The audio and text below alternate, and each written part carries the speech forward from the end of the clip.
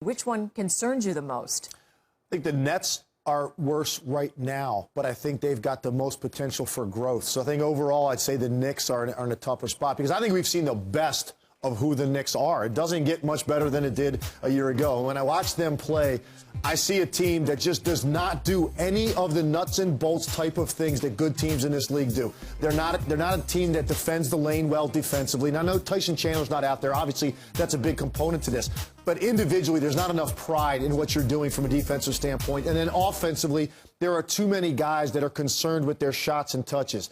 When you have that many players that are one end of the floor players, you've got a real problem. The biggest thing I see now when I watch them, it's starting to appear to me that maybe Mike Woodson's voice isn't really resonating anymore with this team. Just the body language, I'm big on that.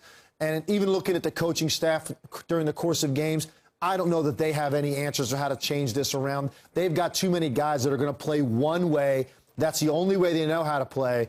And they probably peaked last year. So now I think this team is sliding in the wrong direction. I don't know how they're going to turn it around. Whereas I think Brooklyn's best basketball will come later in the year because they just threw this together with a first-year coach. It's going to take a little bit of time to work out some things there. Both teams are 3-8, and you just look at that little highlight, a microcosm of the teams, but the Spurs and how they move the ball and play the game. And then we went to the Knicks, who were just waiting for Carmelo to shoot. Two most unselfish teams in the NBA are San Antonio and Miami. There's no wonder they played in the NBA Finals a year ago. You need ball movement. You need to trust role players. Let guys do their job. And that's one thing that the Knicks struggle with offensively.